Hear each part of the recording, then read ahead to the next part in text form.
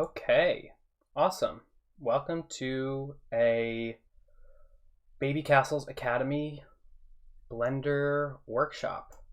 I'm gonna sort of hang out until about 5 after the hour as we let people filter in. Yeah, very excited. Should be a good workshop.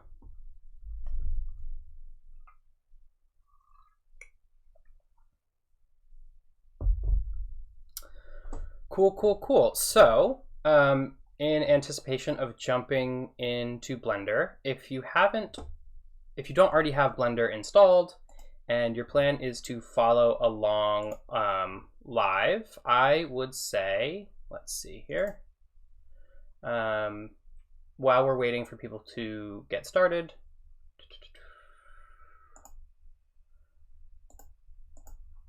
you could head over to blender.org and just download the most recent version of Blender if you don't already have it installed. Cool. Blender is, of course, a free-to-use, incredibly powerful 3D suite. I think it's, they've been really pushing hard on development, and sort of the UI has gotten in recent updates sort of closer and closer to kind of feeling like industry leading expensive software suites. And it's totally free, and it seems like it will be free for a long time, for the foreseeable future. So it's a really great piece of software to use, and I'm really excited to get to teach it.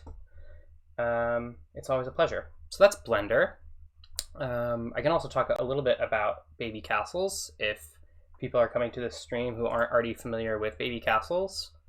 Yeah, Babycastles are great. They're a collective around art and video game. They're also a really great space to be in more normal times in New York.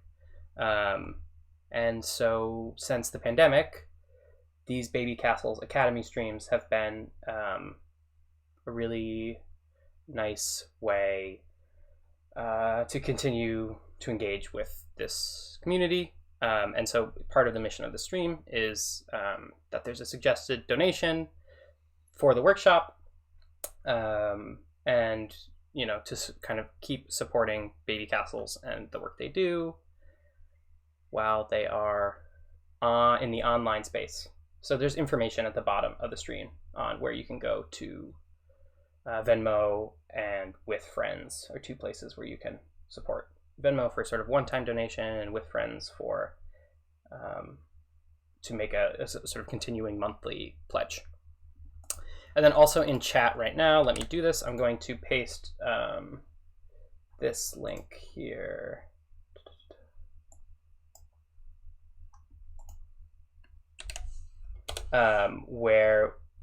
So if you're in chat right now, I just pasted a GitHub link, which is my just lesson plan notes. So if it's easier to follow along with text in addition to speaking, I wanted to share that. And then also hopefully we can add that to the YouTube description later if people are watching this video in the future. I can also talk about myself for a sec. My name's Seamus. I do indie game development. If you want to find me after the stream, you can find me on Twitter. All that stuff's on the GitHub link I shared. So that's on Twitter at wormpilled, or you can follow the game work I do at Rust Forums. And then if you want to ask me specific questions about this stream later, you can find me in the Babycastles Discord. I'm at Sedson in there. All right, it is now 5 after the hour, so let's jump in and do the workshop. The workshop is going to be an introduction to Blender, and we're going to try to make a full 3D scene from start to finish. Yeah, we're going to try to turn some little idea into a scene or a world and we're going to try to do it quickly. And I want to do this in a beginner-friendly way, but I also want to cover a lot of topics. So there's going to be some things we kind of move quickly through, and then some things that we kind of spend a little bit more time on. But it's not going to be like a super comprehensive introduction to any particular thing, like 3D modeling or texturing. I'm going to kind of introduce a bunch of things and jump forward and try to like build on these little topics to get to the point where we're making a full scene. So quickly, I do just want to kind of run down these kind of 8 little chapters or steps that we'll look at throughout the day. So we'll do some basic Blender setup. Hopefully people who don't already have Blender are in the process of downloading and installing that now. Again, that's blender.org. So if people open up Blender, we'll do some setup. I'll quickly chat about what we're even looking at when we're inside of Blender, this crazy interface. How do we move around it? We'll make some really simple 3D models, and then we'll do the fun stuff, which is like making a terrain using sliders and messing with values to get like a really cool landscape. And then we can take our simple 3D models and like really spawn them all over this landscape and populate this scene that kind of, uses a lot of randomization and sort of procedural stuff so that we don't have to do nearly as much manual work and placing. And then we can do some materials and lighting.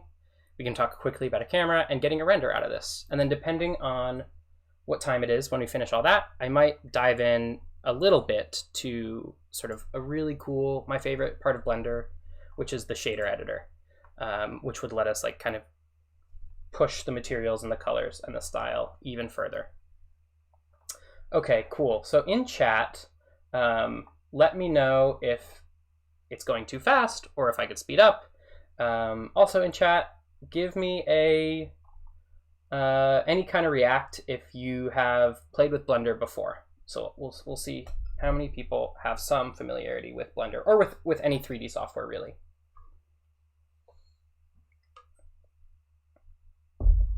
Cool. Awesome. All right. Sweet. So yeah, we have people with some familiarity, some Maya a long time ago. Scrap Gobi says, let's go. Pizza Beast says, no Blender, Maya. Cool. Yeah, a little bit. Awesome. So that's great. So hopefully we can like kind of get familiar right off the bat and then kind of do the stuff that I think is a little more procedural and exciting off the top. Yeah, donut. Open Brain did the donut tutorial. Classic. Love the donut tutorial. Okay, so I am in Blender version, I think 2.83, but if you're in the newest one, 2.9, any version will work for this. There should be nothing version specific. I'm just in it because I had my little screencast keys down here set up. So this is the default Blender scene. You should be looking at something that looks a lot like this when you just first open it. I am going to jump over here actually too. I think I've placed my webcam in a place that shouldn't cover up anything majorly important, but if it ever is covering up something very important, just let me know. Awesome. Okay, again, so this is sort of the default Blender scene. Elliot, never used any 3D software. Cool, that's exciting. Hopefully this is a nice introduction. Here is the default scene. Should look something like this. Quickly, I want to talk about what we're looking at. So this whole window here, this main one, is the 3D viewport. And that's kind of like this is where most of what we're doing is going to be happening. This is where I can like interact with objects, move stuff around, model things, do a lot of things. Over here on this side are some of like the important tools for managing the 3D stuff that's in here. So this is the 3D viewport. Like any other application, we kind of have like a file, edit, window options up here. We're not going to need to use a ton of those, but we're going to change some preferences in just a second. Let's see. Yeah, I'm just going to move my notes over here. Sorry about that. All right. Yep, so that's the 3D viewport. over here, this is called the outliner. And this is like a layers palette or a, this is like showing you all the stuff that's in your scene here, but as a list.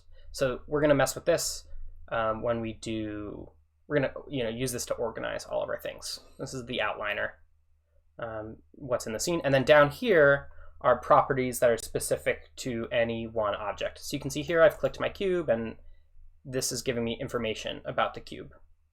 And so we're gonna spend some time down here. This is the properties panel. Okay, cool. Let's mess with some settings. And then I do wanna just do a quick note about a mouse. So I'm using a 3-button mouse, which I cannot recommend highly enough if you're working in 3D software. It makes it so much nicer. I use a trackpad, just the trackpad on my MacBook for many years before finally getting a mouse, and it changed everything. But if you are using a trackpad, Blender has some nice settings that will make that a little bit easier. So let's change those really quickly. So to change the settings, that's in the edit menu, and then at the very bottom we have preferences and just an input. If you're on a trackpad or on a 2-button mouse, just enable this emulate 3-button mouse option, which we'll get to that in a second, but that'll make life on a trackpad much nicer. Cool. And then one other thing that personally I am a big fan of is under here in key map.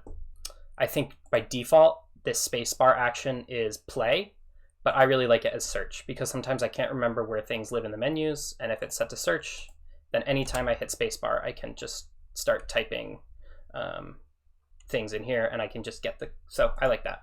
Those are the 2 settings I would change. Cool. All right, so we've gone over the interface a little bit and we've done a tiny bit of setup. Let's do something first to start ourselves off here too, and let's just save this scene and give it a name so that hopefully after every section I remember to remind everyone to save, and I remember to save myself. Blender doesn't crash that much anymore, but it's still, all software crashes, so it's best to just remember to save all the time. So I'm going to save it really quick, and I'm going to just put it, let's see, on my desktop. I'm going to call it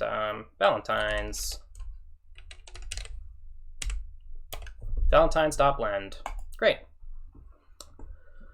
Cool, we've saved. Let's start moving around and navigating this 3D viewport. So in the 3D viewport, I can select any of these things with left click. So left click and I've selected my cube. This little guy up here, I don't know if you should be able to see him in the viewport, is a light. I can left click and select that light. Over here is a camera. I can left click and select that. Left click to select.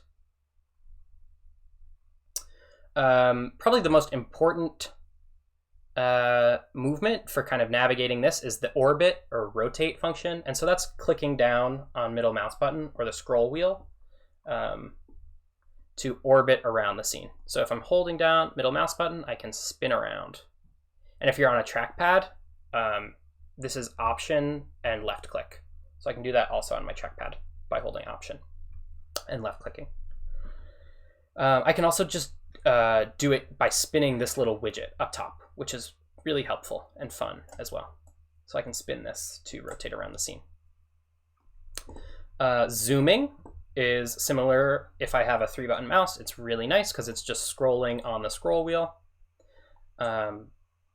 If I'm on a trackpad, on a MacBook, it's like those, I get annoyed by them, but those like pinch gestures.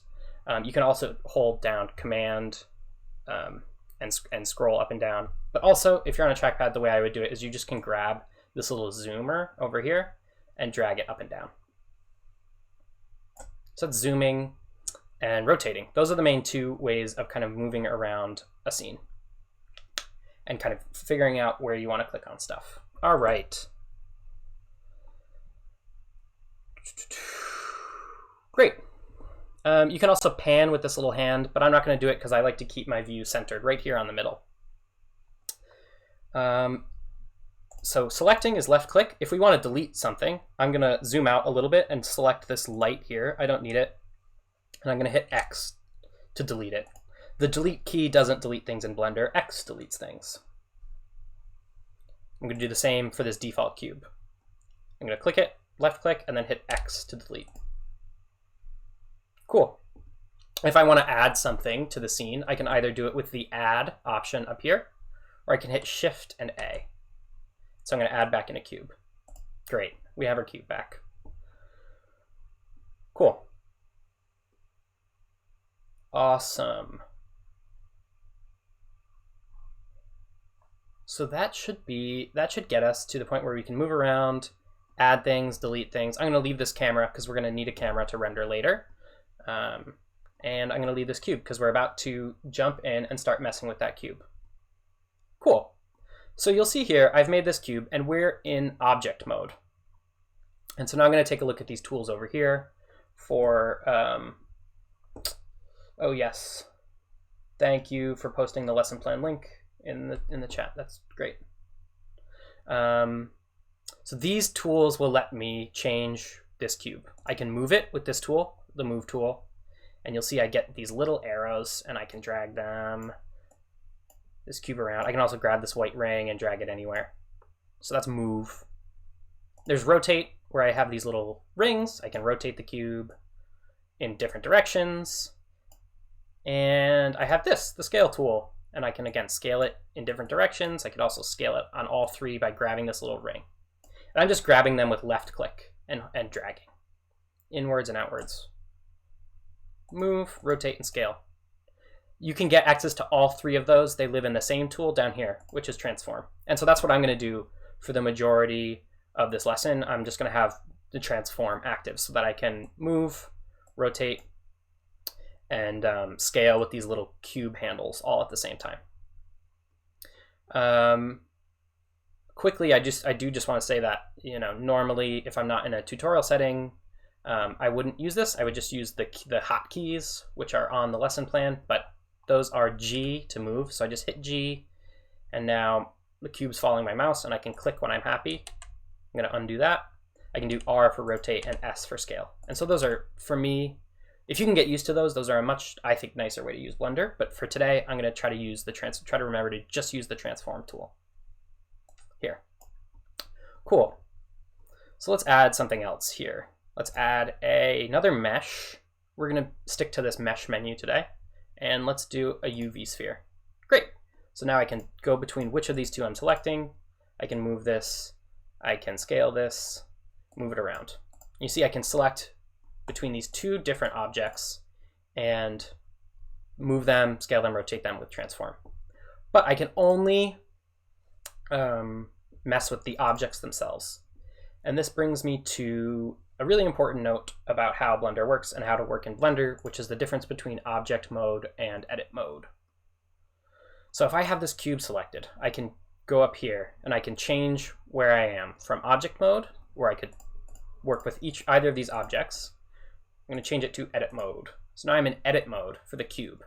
And now instead of sort of changing where and the rotation of this object, I'm actually messing with each of these individual points that make up the cube. So now I could grab the transform tool and move these points around. So now I'm actually sort of changing what this cube actually is.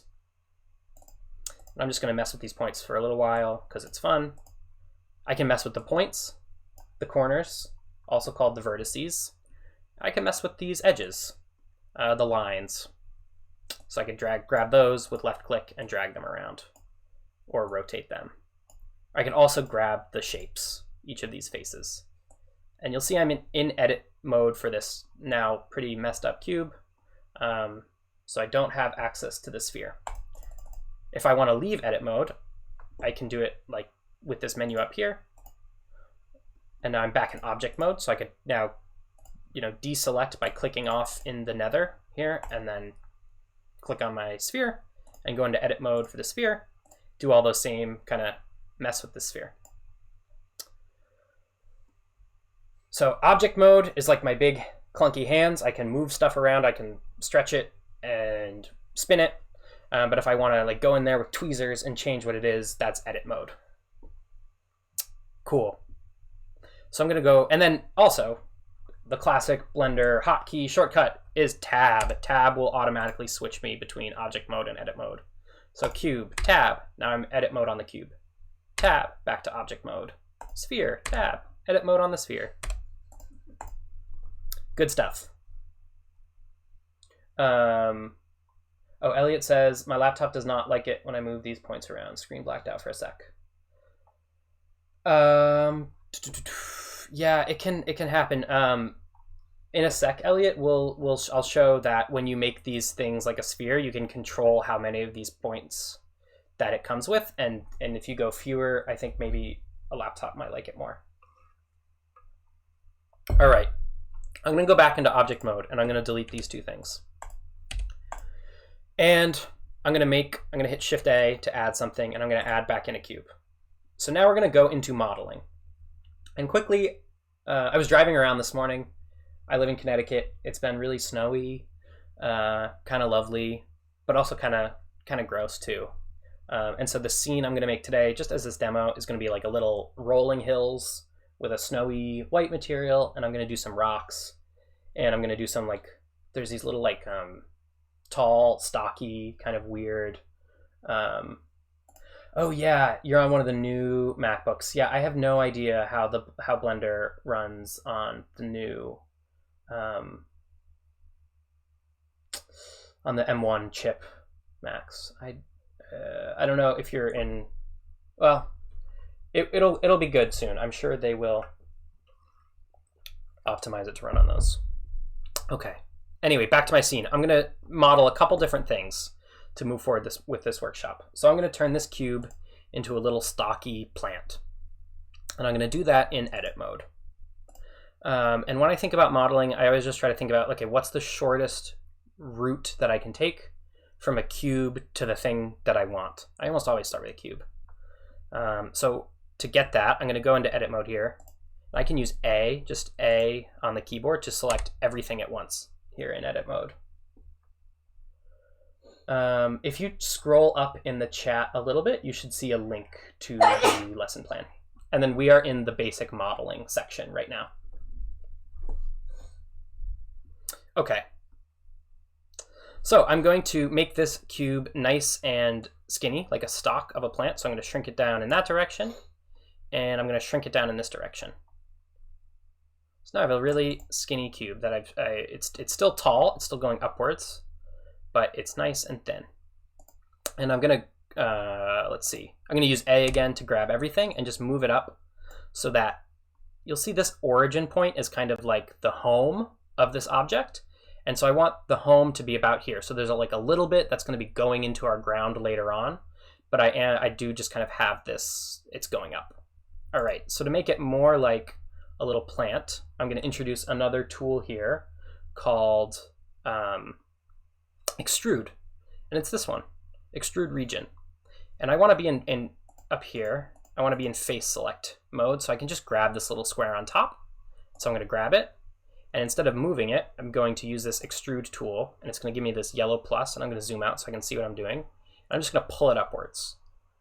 You see this is like a little bit different than what was happening before, where I was moving things. I've actually like created new stuff up here, right? So this was my previous top, and now I've pulled something up above that. And I'm going to rotate around and zoom out a little bit and do it again. I'm going to just pull it up, and I'm going to keep pulling up little areas until I have something with a couple different sections. So now I'm going to go into this, so that's extrude, right? I can pull things around and pull new material out of what's already there.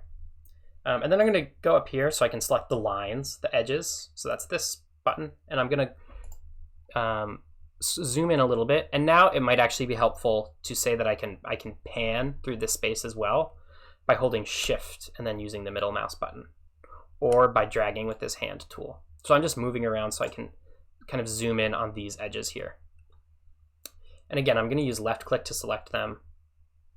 And I'm going to hold Shift so I can select multiple. I'm just going to rotate around and grab all these edges so I can give this plant a little wiggle. So I'm going to grab the transform tool again so I can move it. I'm going to move these over here. And I'm going to move, I'm using Shift and middle mouse button to kind of position myself to be able to grab these more easily. And then I'm holding Shift to select multiple things at the same time. Cool, so I can grab all those and I can kind of move this. Awesome, and then at the top here, I'm gonna, let's see, go back to face select mode, or I could just select all these edges by holding Shift, but I'm just gonna grab this button here. Also, I can switch between those by hitting 1, 2, 3 on the keyboard. 1 to select points, 2 to select edges, 3 to select the whole shape. But I'm just gonna do it here, grab that whole shape, and use extrude again to kind of give this like a little bulb or flower on top. And then I'm gonna scale that up. And then go back to extrude and pull out a little bit more material, and then pull out a little bit more material and maybe scale that down. And so this is a really, really simple version of a plant. But I think it's going to work for today. I don't want to dive super deep into modeling here, and I want to kind of so we have this little plant. It's not much, but it will work for now. I'm going to pause here for a sec and kind of step through that process again, because part of the idea of today's workshop is having a couple different variations of each of the things we're going to make. So to kind of make the world or the scene feel more organic, I'm not just going to model one plant, but I'm going to model 2 that are kind of like this. So I'm going to pause here for questions, and then quickly model another one using the same process.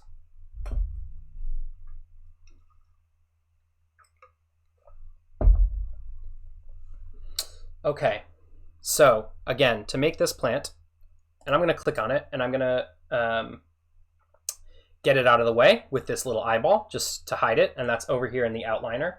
So I'm just going to hide it so it's not sitting in my, my sort of view space.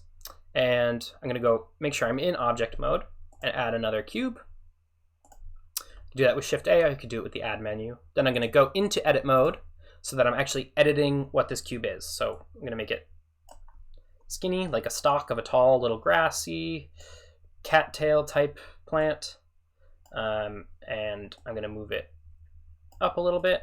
I'm actually going to rotate around, grab this face down at the bottom, and just move that up so that it's a little bit below this orange origin point, this home point, so that when I put these on a landscape, you know, it's going to be stuck into the ground at least a little bit.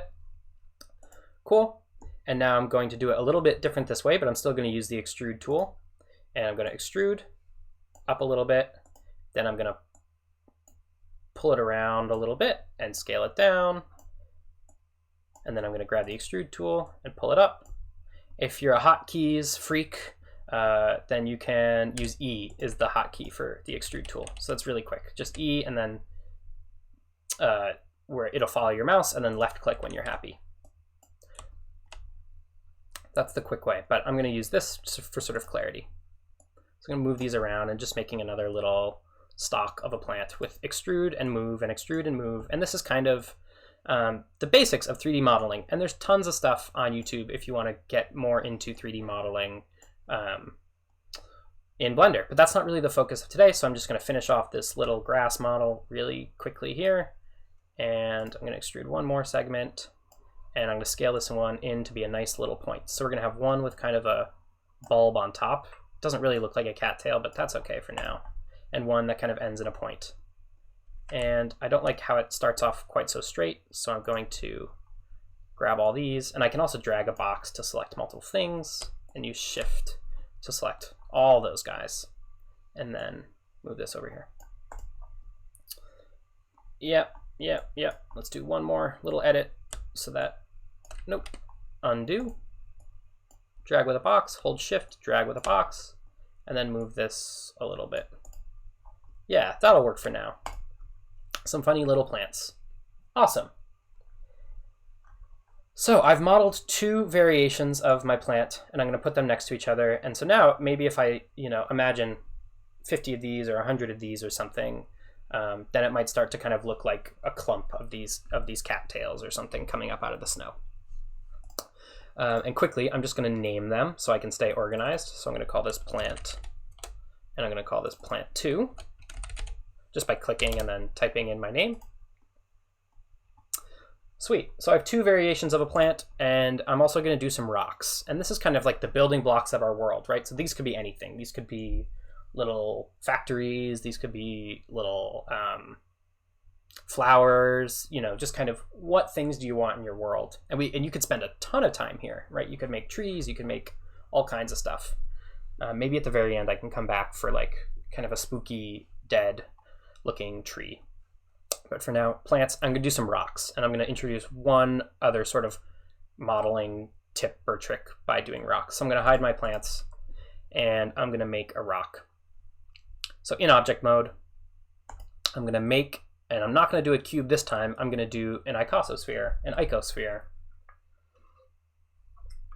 because that's kind of like a rock. And I'm going to make some really, you know, round, nice rocks. So icosphere. And something I want to draw attention to is when you first make an object. So I did add, I selected icosphere. Right off the bat when I do it, I have the option to kind of open up this little bonus menu down here, which gives me options for, you know, the starting state of this shape. Icosphere for the win. Absolutely icosphere for the win. Cool. So I'm going to spawn it right here in the middle, and I'm going to do, I think 3 subdivisions. So it's somewhat smooth, but not, you know, too many polygons. So I'm going to do 3 subdivisions for my icosphere. And then I'm going to tab my way into edit mode. So hit tab to go into edit mode, or use the menus here. Cool. So I'm going to do a similar process of, I'm going to use my vertex select mode this time to grab these points, and I can move them around. But you can see this is not very rock-like. It's not very organic. It looks a little too spiky. So I'm going to turn on something super fun called proportional editing.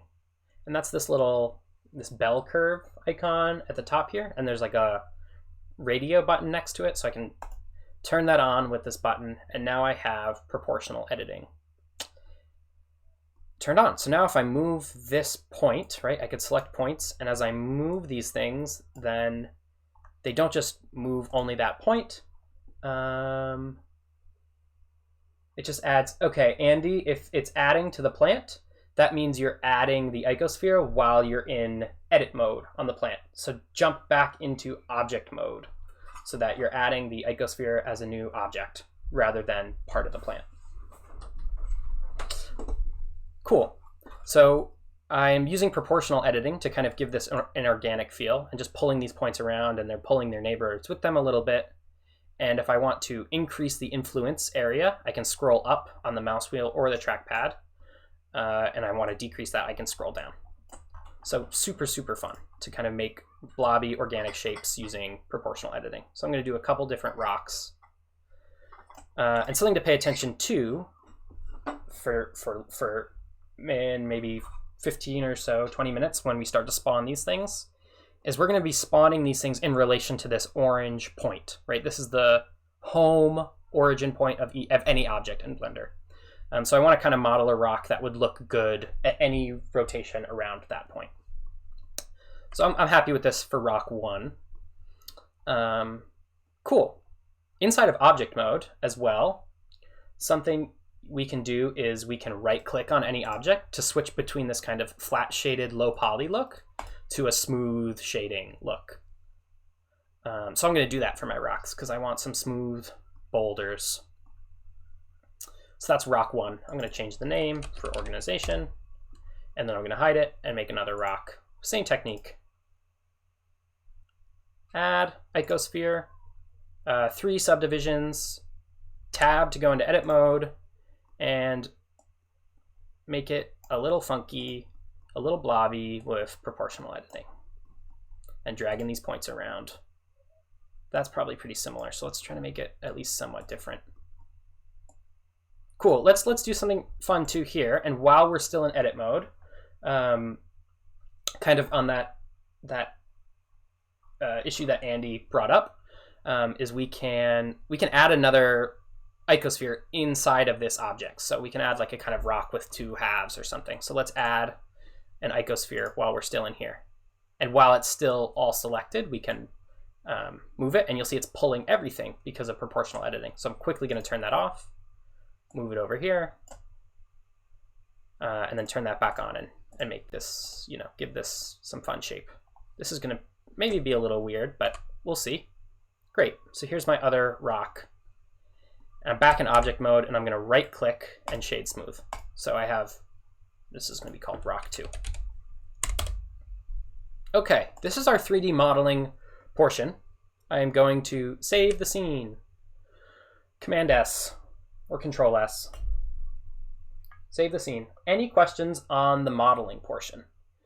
And again, if you're following along live, no worries if you only have one little plant or one rock. All the stuff we're going to do later will work. And it's super fun because I could go back in and I could add 5 more rocks, and then everything we do after will update live to kind of be spawning those rocks. So I will pause here. Is there a way to rotate around the object instead of around myself? Can you join both objects? Yeah, so monotony 8-bit, you can join the objects to kind of smooth out this gap. I'm not going to do that quite yet. Maybe we could do it at the end. Open Brain and Barisi asking really similar questions. So if I want to rotate around a particular object, I can go into focus mode on just that object with the slash, / next to shift. And so now I'm going to focus on that object, and I should be rotating around it. And again, yeah, this is part of like if I'm panning around like crazy, then my rotation point can get kind of funky. So slash will focus on my object. It'll also, if I had other stuff in the scene, then it would hide it. So just remember, if you've gone into slash for focus mode, to use slash to come back out of focus mode. Cool. So I have my 2 rocks, my 2 plants. We've done some modeling. We are ready to create a world from our simple objects. It's going to be a little simple, but we're going to do it. Awesome. So I'm going to do a quick bit of tidying up here in the outliner. And I'm going to put my rocks into a rock collection, and I'm going to put my plants into a plant collection. So I'm going to right click over here in the outliner and make a new collection. And I'm going to start with rocks and do the same for plants. This is, we have to do this to do one of the coolest little spawning tricks in Blender. And just to reiterate what the plan is for going forward, we've made our models. These are the little building blocks of our world. Let's turn them into a world. We're going to make a landscape, then we're going to cover our landscape with these objects. And then hopefully we can have some time left to make it look nice and inviting as well. Or scary, if scary is what you want. So plants go into plants, just drag and drop, and rocks go into rocks. Okay, cool. And I'm going to turn everything back on and just show that I can use this little checkbox. Also, I think in the newer version of Blender, the checkbox is over here next to the eye. So pay attention, yours might look a tiny bit different than this. But I can use the checkbox to enable and disable whole collections at a time. Got my rocks, got my plants. So now we're going to go on to making a terrain. So our terrain is going to be a flat plane. We're going to start with a flat plane with lots of those little points, with those little vertices. And then we're going to use a sort of procedural Blender feature. We're going to use a noise texture to push those points up and down to turn it into a landscape. So let's do that. We're going to start with not a cube, not an icosphere, but we're going to start with a grid. Shift A to add mesh grid. Like with the icosphere, we have this little bonus options down here where we can set how many points we want our grid to have. So how many points along the X this way and how many points along the Y. I'm going to do 40 for each to start. And this is just so that when we start to push these points up and down, we kind of get a smooth, or we get enough detail in the landscape. We're going to add more detail as well, but I'm going to start with 40. Awesome. So now if I clicked on this and went into edit mode, zoomed in a little bit, even went into focus mode, you would see what we have, which is just, 40 points going this way, 40 points going that way. It's probably like, actually 42 or whatever, but it's 40 lines. Okay. So to make a landscape, we could do it the manual way, right? We could turn on proportional editing. We could move these points around, make some hills. Super solid, but I want to do it a more procedural way, because if I, left edit mode, kept going forwards, there would be no way to change this as well. So I'm going to leave it flat. I'm going to go back to edit mode and undo those changes. Leave it flat. And we're going to do the landscape with a displacement modifier. Okay, so we're in object mode. I'm going to scale this whole thing up so that it's, our plants are like this. We need our terrain to be, pretty big. So I'm going to scale it up by hitting S, so I'm scaling uniformly in all directions. Instead of using these, because that's only one at a time, I could also use the scale tool and grab the white ring, but I'm just going to hit S. And a cool thing is if I know how much I want to scale it up by, I can type that, dial that in this options window down here that I can open and close, or I can just hit S and then the amount. So I can hit S and then type 10 on my keyboard, and that's going to scale it to 10 times the size. Super fun little shortcut. So S and then 10 on the keyboard to scale my grid up to 10 times the size. Awesome. Now let's give it the height map. Let's give it the terrain. So that lives down here, right? We talked about, we haven't spent any time here in object properties, but this is properties specific to this object.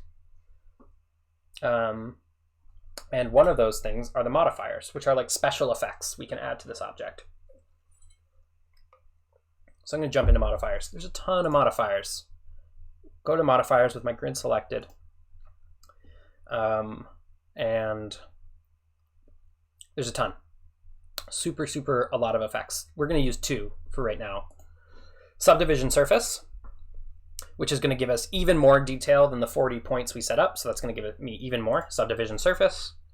And I'm going to leave those where they are. And then displace is the other one. This is the height map. This is going to be the landscape effect. So I'm just going to add those both for now.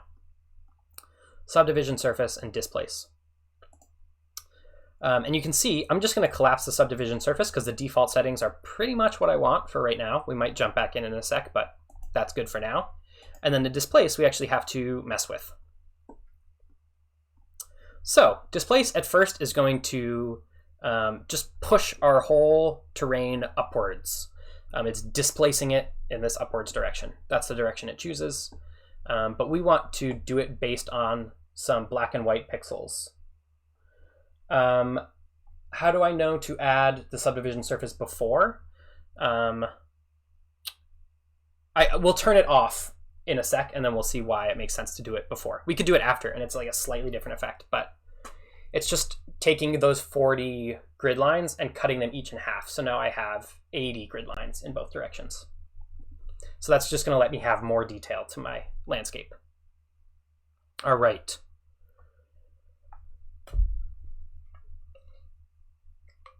So I've gone into the displace here, and I'm going to attach it to a texture with this new button here. And this, instead of pushing it all the way up, is now pushing it all the way down because we haven't actually made a texture for it yet. And this is kind of a finicky bit, but you can see here this little checkerboard icon is Blender's icon for its way of representing texture. Yes, this will be recorded, and it will be on Babycastles' YouTube later tonight, I think. So yeah, that was part of my plan too, right? Is that I could get a bunch of stuff out there, and then people could rewatch the stream to pick up little details. So I've added this displace modifier, and it's looking for a texture, but we haven't made the textures yet. So I'm going to do that down here in this red checkerboard. Awesome. Now I'm in the texture, and you can see this texture is linked to the displace. I'm not a huge fan of having to bounce between the modifiers and the textures, but that's how it works for now. And right now you can see this black window it's just like a black square. There's no data here. It's not looking at anything. So I'm going to change it from looking for an image or a movie to any one of these procedural noise textures. I'm going to click clouds. You can see, awesome, like as soon as I do that, I get some texture data here, some black and white data, and it is, it's turning my plane into a landscape based on this data. And I love this because I love sliders more than I like modeling. So I have tons of sliders here that will let me mess with what that terrain is. So I have the size, that's one of the main ones, right? So if I want to do my snowy hills idea, I'm going to kind of make these some rolling hills. I could also change from clouds to another super nice one is Voronoi. This is kind of like a dunes vibe. And again, I have the size, so I can add more or less dunes. Musgrave is another cool Blender procedural texture that would let me kind of get to the canyons, or get to a sort of canyons type holes in a landscape. Yeah, and if you want to go like further with this way of doing it, you can add more displacement modifiers and start stacking these textures. But for right now, I'm going to stick to clouds and get some, pardon me, some rolling hills. Something like that. That looks nice. And I'm going to go back to the modifiers here. And I actually have this strength control, right? So texture is where I control what this texture is. Modifiers is where I control how it's being applied to this plane. And I can turn down the strength a little bit. If I go negative, it reverses the shape. So I'm going to turn down the strength. It was at 1. I'm going to turn it down to 0.3. That's not enough. 0.6. Yes, sweet. These are my hills. And I'm also going to make it shade smooth by clicking on my grid and then right-clicking and saying shade smooth. My smooth, snowy hills. Okay.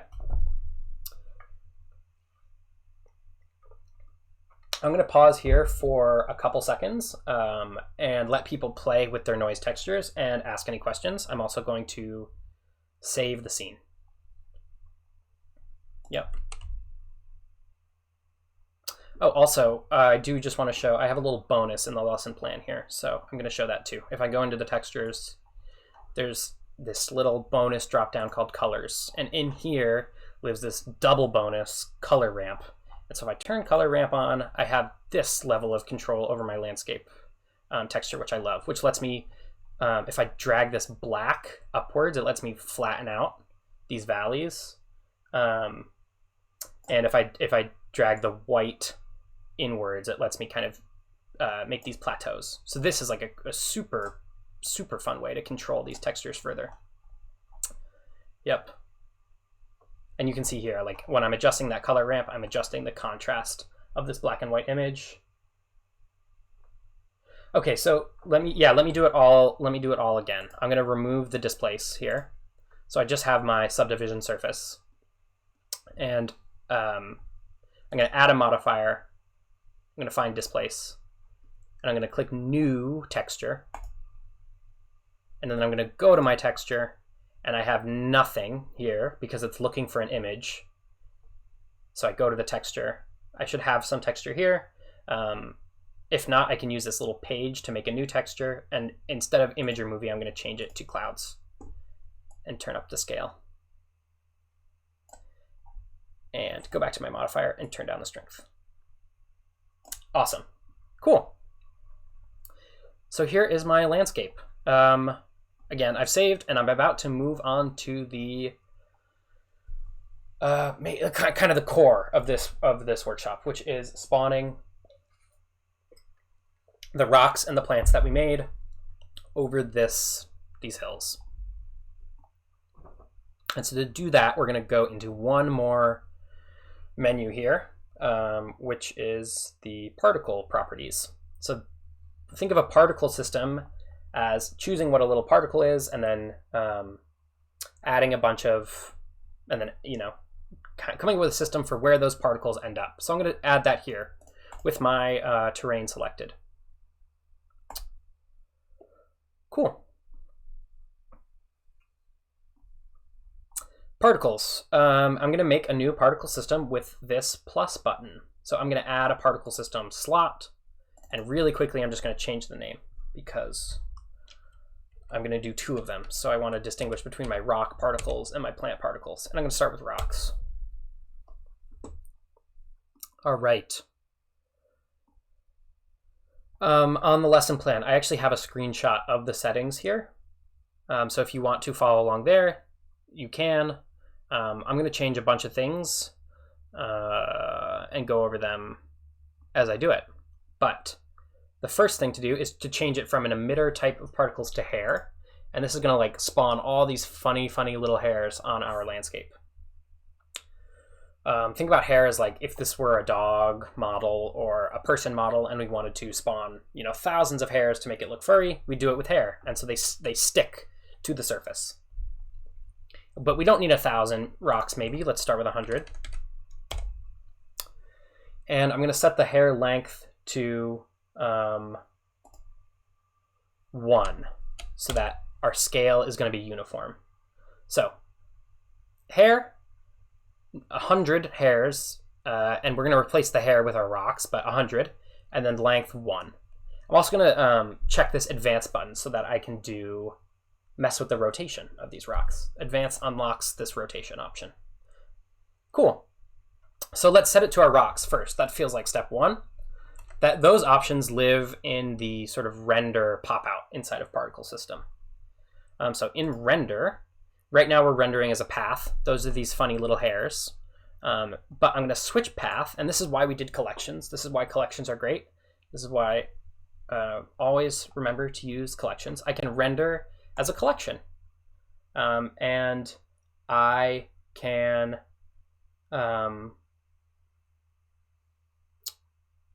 my hairs are all flat. I will circle back and maybe what we talk about when we do the plants will help with the hairs being flat. But I'm gonna render as a collection, and I'm gonna choose which collection I want it to be here with the instance collection dropdown. I'm gonna select rocks. And this is great because now all over my landscape are my rocks.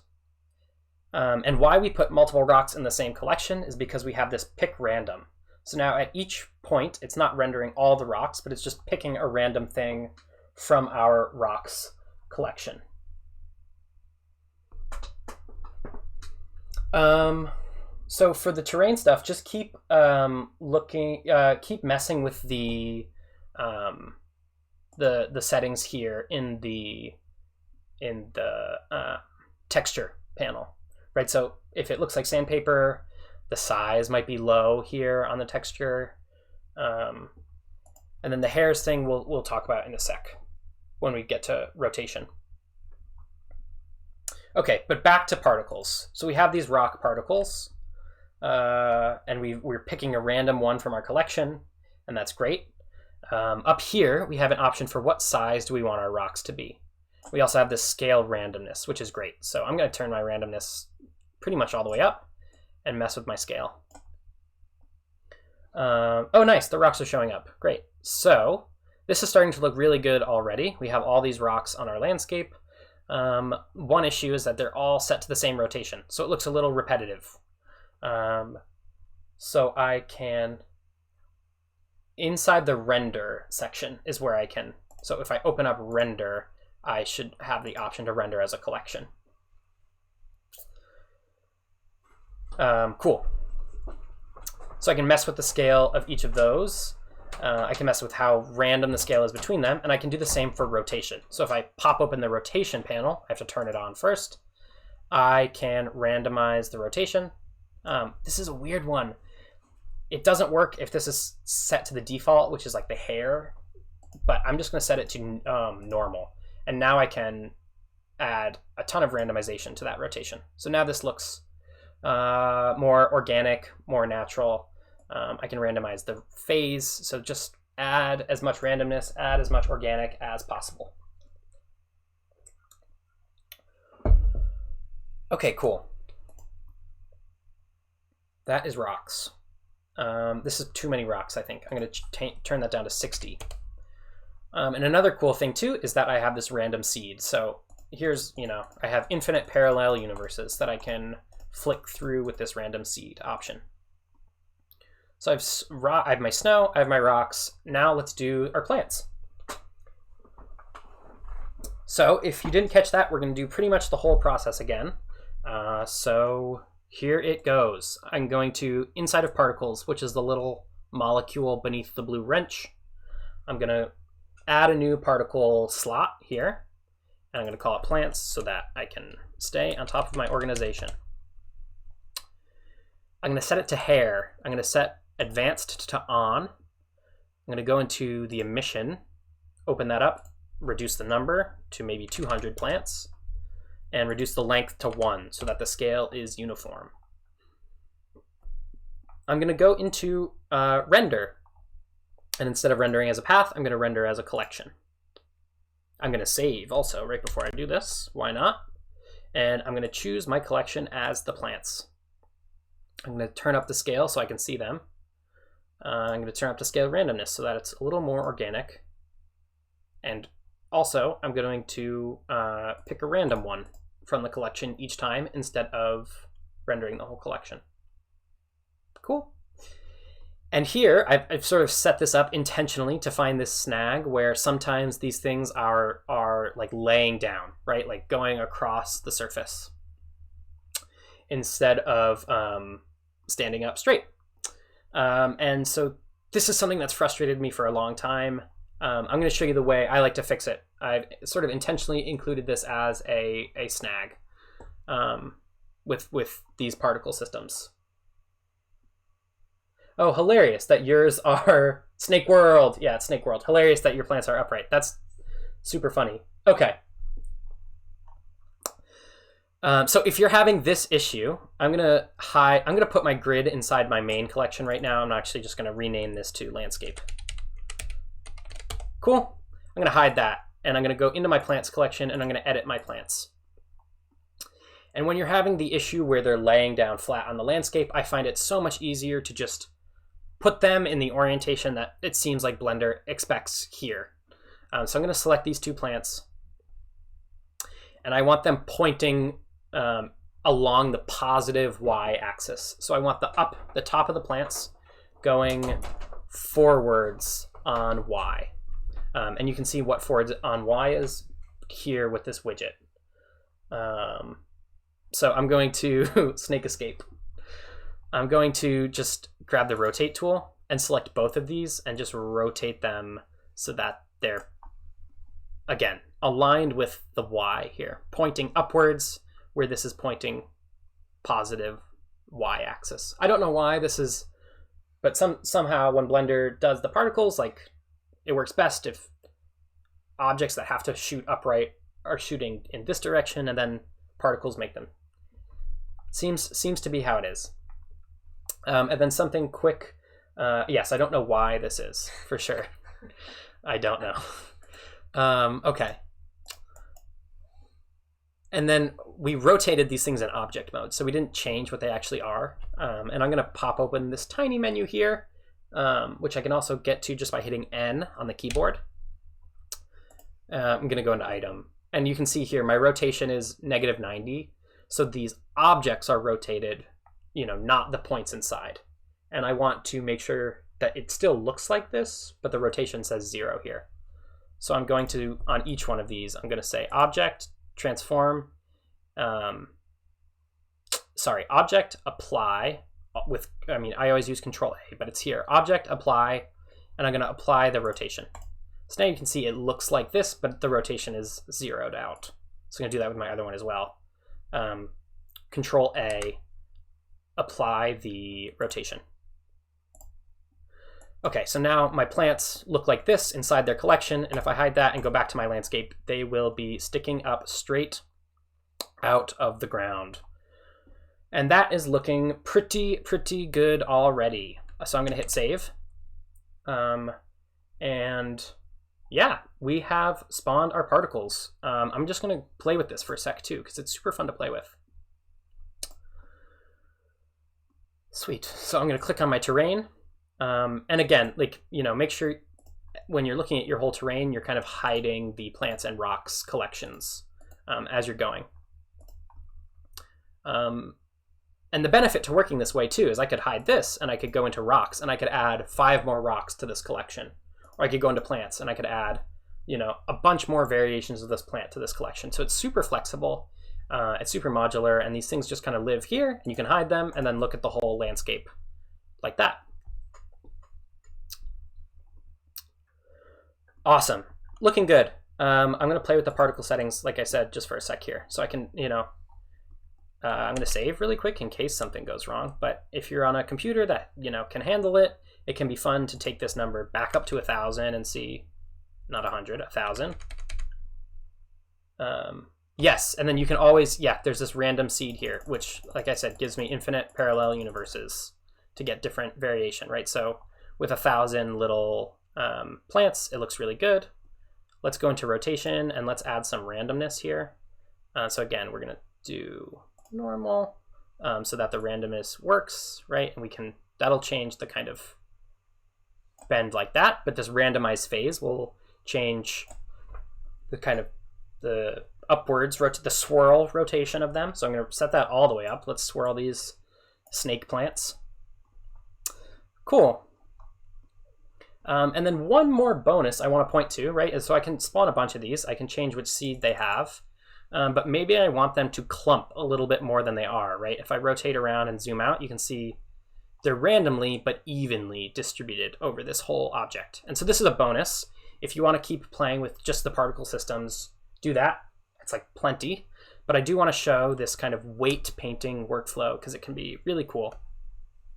And so this is a little bit more advanced, or it involves a couple more menus. But here we go. I'm going to select my terrain. And I'm going to paint a little map of where I would want these clumps of plants to show up. So I'm going to switch from object mode to weight paint mode, a whole new mode. Who would have thought? Weight paint mode, and you can see my whole terrain has turned blue. And in this mode, I have like a brush, and I can draw on my terrain. And default settings should be that you're drawing red onto blue. And if that's not the case, then you can change what weight you're painting here. So the weight of 1 is represented as red, the weight of 0 is represented as blue. So if I set this to 0, I would be painting blue. And this is like a heat map, right? So the hotter the color, the more likely for your particles to spawn there. And we haven't linked it up yet, but I'm just going to paint in some clumps here. So I'm going to go back to weight 1, so I'm painting with red. I can make my brush bigger, painting in some nice little clumps for our plants. Cool, I'm going to leave weight paint mode. Those seem like some reasonable clumps. Go back to object mode. Cool, to link that, that's in the vertex groups section. So again, this is a little bit, a little bit more going on here. If you've messed with Blender before, give this a shot. If you're still messing with the particle systems, no worries. But inside vertex groups in the particle settings, let me make sure I'm on plants. I'm on plants. Let me close everything. Go all the way to the bottom, vertex groups. Density, I'm just gonna hit group, which is, this group got automatically made when we painted that weight map. So now if I go back to weight paint mode, you'll see my plants are linked up to these little red hotspots. So if I added more hotspots, that would change where my plants would end up. If I went back to weight 0, I could get rid of the plants here. If you're doing this live, like I am right now with the particle systems, and you have like an older laptop or older computer, just make sure you're saving. Cool. Go back to object mode. This is gonna be our scene for right now. Maybe I'm going to, yeah, no, this looks cool. I like this. So I'm gonna pause here, save my scene, pause here, and answer any questions if they're at this point before we move to the next little portion, which we're going to add some super simple colors to everything, do a tiny bit of lighting, then we're going to put a camera in the scene and render it, and that'll be sort of the end of the workshop. And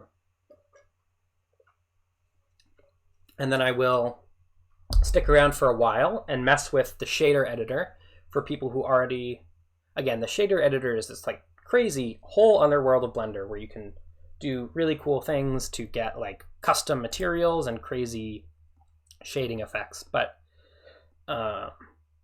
we can get a lot of mileage out of, can you tie those weights to features of the terrain? Like plant density based on height. Yes, you can. Yeah, you could set it to the same. Yes, Dan. That's exactly the point of this workflow. You can make a couple things and then get some much more complex stuff.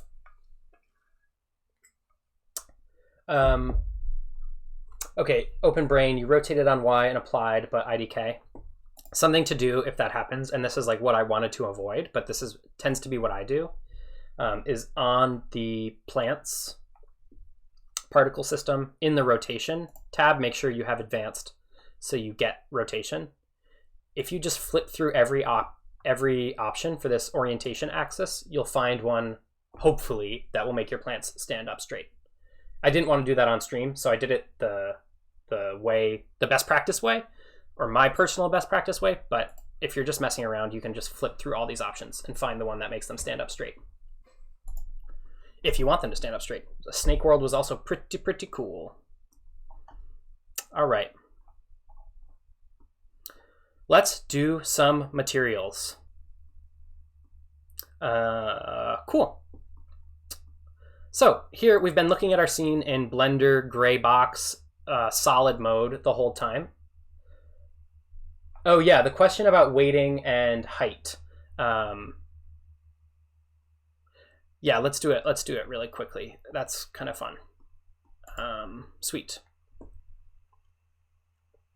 I'm going to go to weight paint mode, and I'm just going to quickly weight paint 0 on the whole thing, just so I am starting from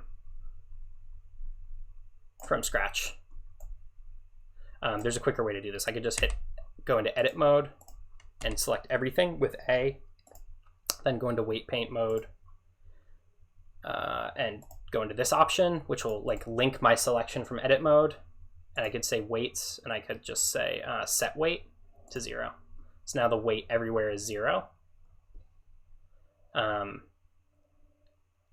then what I'm going to do is just start to find, so this is not exactly like a procedural way to do it based on height, but this is like the way I'm going to do it for right now, is I'm going to go into edit mode and I'm going to go into the displace modifier. This is getting a little advanced for people who are curious, but I'm going to click this button to make my displace modifier show up in edit mode. And I'm going to just find some points where it's low here and just use shift to select a couple points.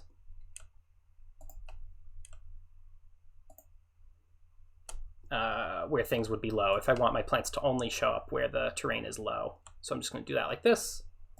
And then I'm going to hit Control and then numpad plus to start selecting the points around those.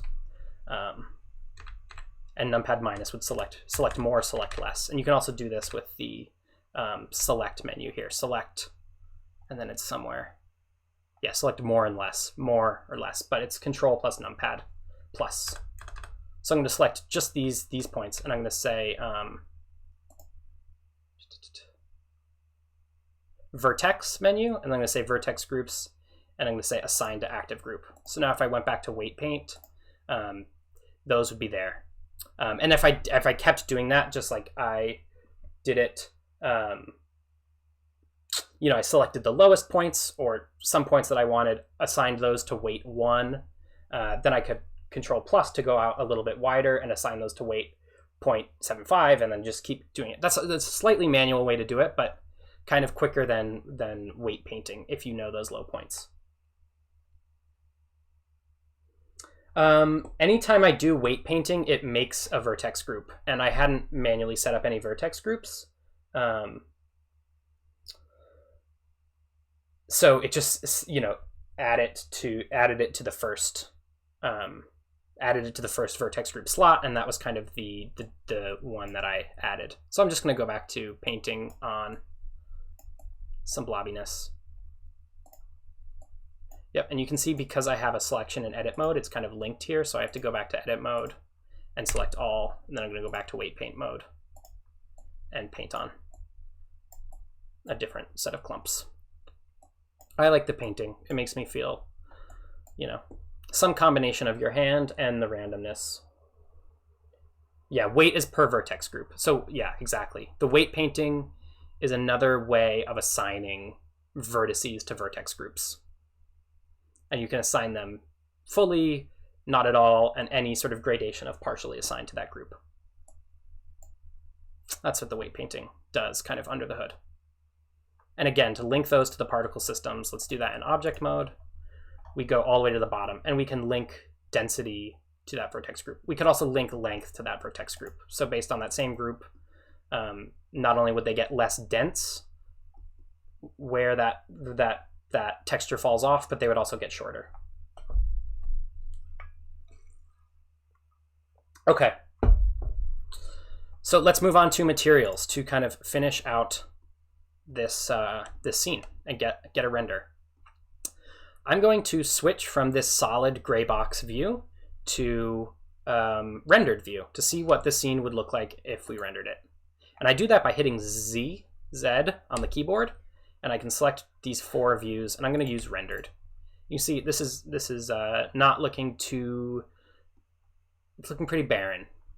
Landscape on the moon.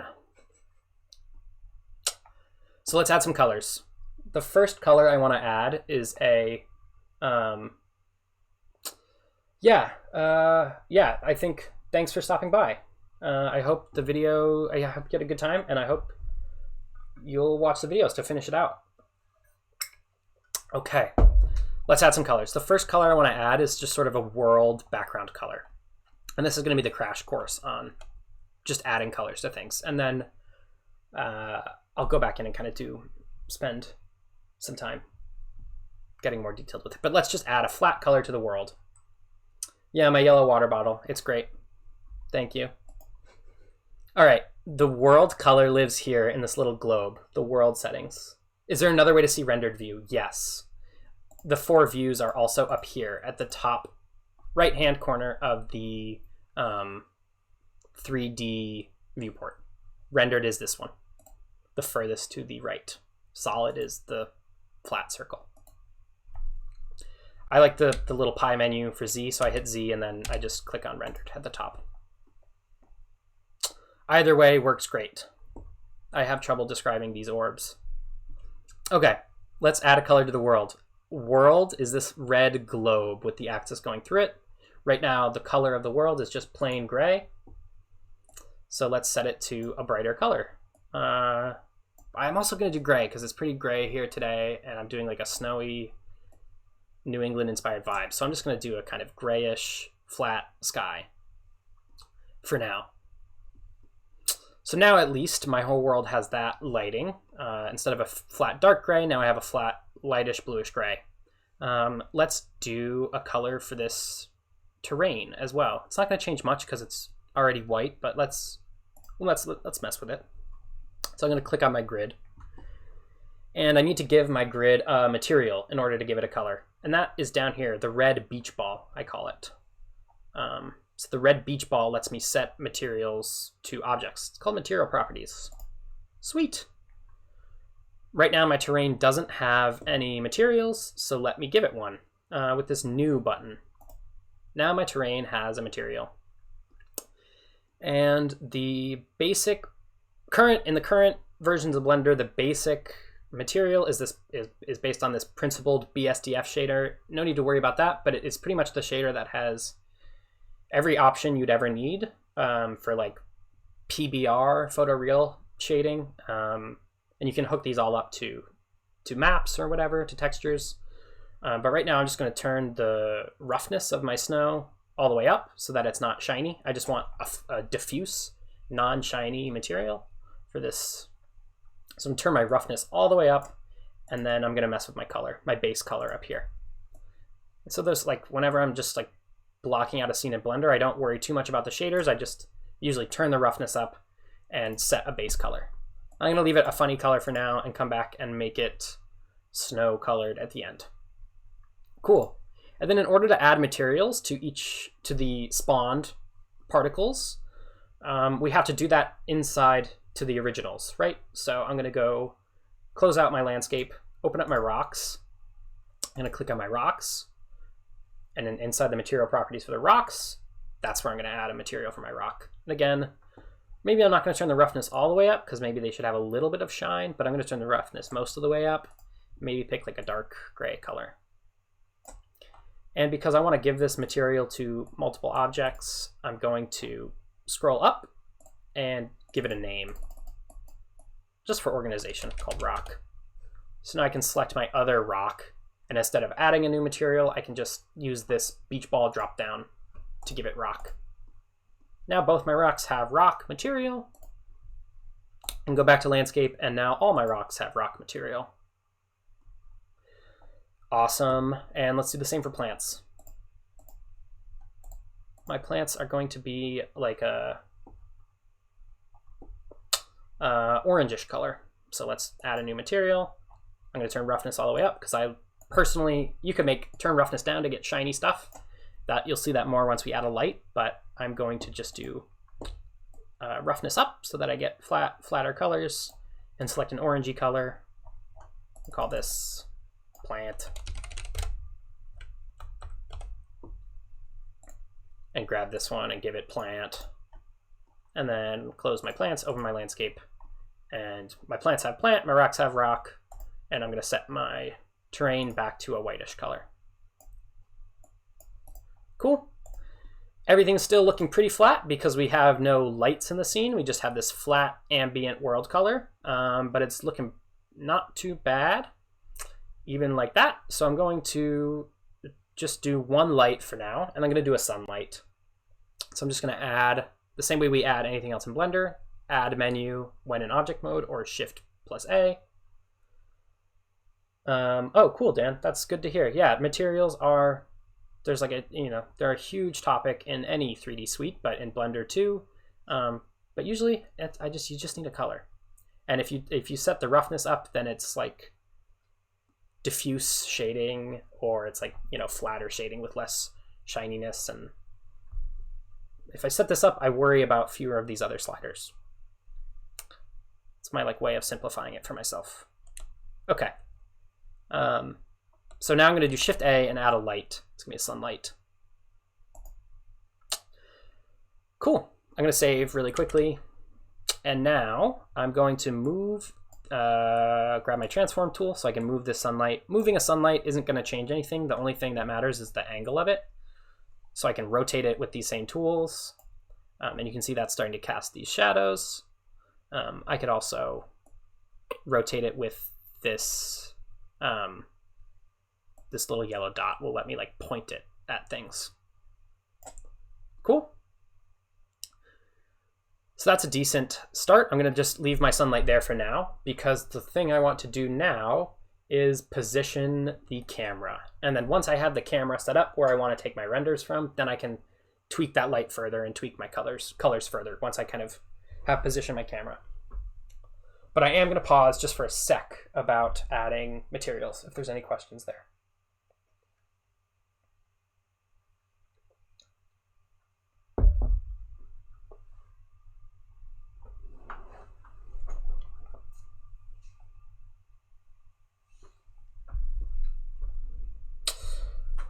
Okie doke, let's position the camera. There's a super fun way to do this in Blender that is awesome. So if you didn't delete the camera at the beginning, then you should have a camera in your scene. If you did delete the camera at the beginning, then just give yourself another camera with Shift A, camera. In order to view the world from our current camera angle, I can click this camera icon over here on the right. And so now I'm looking at the world from my camera angle, and this is the view I'll get inside these cropped bounds when I click the render button. So if I want to change this, what I find the easiest way to do it is to go into camera view. And then on the keyboard, if you hit shift and backtick or tilde, the one above tab, now I'm in what's called walk mode. So now I'm controlling my camera with first person, with FPS controls. And so this is like the way I love to make scenes, is just like make a couple things, make a big random scene. And then once you have that, worry about, okay, where can I, can I walk around the scene and make a nice photo from it? So you can use WASD to move this camera around, use the mouse to look, and then you can use Q and E to control the altitude. So I'm just going to find something that looks pretty good using these FPS controls. Something with a little bit of foreground, midground, background. Trying to mind my rule of thirds just a little bit. Yeah, that's cool. That's cool with me. I like that. Great. I like the way the landscape looks here. I don't love the way the rocks look, so I'm going to select my grid. Oh, and I just left click when I want to leave that camera walk mode. So I'm just going to left click my terrain, go into the particles, go onto the rocks, and I'm just going to open up emission so I can flick through which random seed that is. So I can reseed my rocks to see, is there a better render option? I think Andy asked a question a little while ago about how do I delete some of the rocks individually. Let's say I was in love with this seed, but I didn't want this rock right here. I could lock this particle system in, turn all these rocks from sort of like particle instances into real things, and then go in and delete ones individually. But once you do that, you would no longer have the ability to live edit the particle system and add more or change the size of all of them. So it's like flattening a layer in Photoshop or something, right? It's like I like to keep things as a smart object so that you have slider. That's a great seed right there. That looks nice. I'm going to leave it where it is. Sweet. So I'm going to hit render up here. I'm going to go to the render menu, file, edit, render, and I'm going to say render image. And because if you haven't changed anything in Blender, you're going to be using Eevee, which is Blender's real-time rendering engine, which is super quick. So my render is done in like less than 3 seconds. And if I want to save this image out, I can hit image, save, and I can just save this render to my desktop. Valentine. Yeah, this is a really cold Valentine scene. So I'm going to, let's think about, can we fix that? No, probably not. It's pretty cold to begin with. We could make the ground red, but it's a cold day out there. Okay, cool. So I want to field pink plants for sure. So I'm going to open up my plants, and with my plants open, go into the material for the plants and make them pink. Yay! Great idea, Scrap Goby.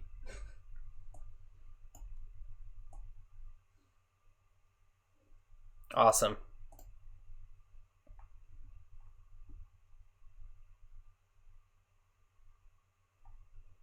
Okay, sorry, not sure why my shortcuts. Is there another way to get to the camera view and camera walk? Yes.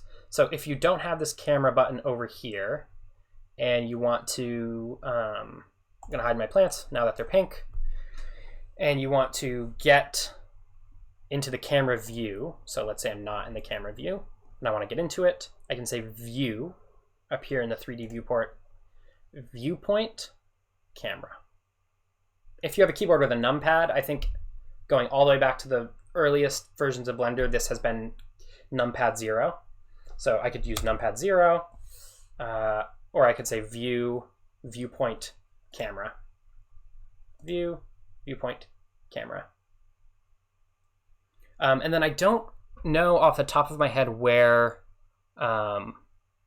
view, navigation, walk, navigation. Great. So if you want to get into walk, it's under view, navigation, walk navigation. And if you want to be walking the camera with you, then just make sure you're in the camera's view first. So view, viewpoint, camera, view, navigation, walk navigation. Now I'm in the first person mode and I can click when I'm happy. Hopefully that clears that up for anyone whose keyboard hotkeys weren't working for that. Awesome. Sweet. So I want to now, I'm going to, yeah, so this is like a scene that's great. I have these objects. I could keep adding. I could add more rocks. I could add some litter. I could add some other, I could add, you know, any other kind of ambient particle thing that I would want scattered around. I could also now, you know, make a more complete picture out of this. Like I could go in and add a focal point. I could model a little cabin in the distance and give it some smoke. So this is like, you know, not necessarily a complete, I love it, but it's like, you know, I like to use this as a way to generate a terrain or a base to kind of build things around. And it kind of gives you like a fun set of constraints where it's like, I'm not going to, you know, build my cabin where there's already these rocks, or maybe I am. I'm going to nest it between a couple rocks. So I kind of like, you kind of just like let this noise texture and let this randomness kind of sort out some of the decision making for you. And then you can go in and kind of do less to get more, is kind of why I like this. Sweet. So I'm going to stick around, I think, for another 20 or so minutes and maybe show some shader editor tricks. So this is a whole nother level of Blender. This is kind of my my bonus mode. I'm going to show some fun stuff that can like take this beyond the kind of, I mean, personally, this works for me. The kind of Blender flat color is really nice, but I'm going to push beyond it a little bit with one shader editor trick. Sweet. Cool. So to start messing with the shader editor, I'm actually going to switch my workspace from layout, which is the best one. It's my favorite one. I spend almost all my time in layout. I don't mess with too many other ones, but shading is great. So I'm going to switch over to shading workspace. And you can see it kind of messed with my view. So I'm going to go back into the camera view and I'm going to go here. I'm in material preview mode, but I want my rendered mode.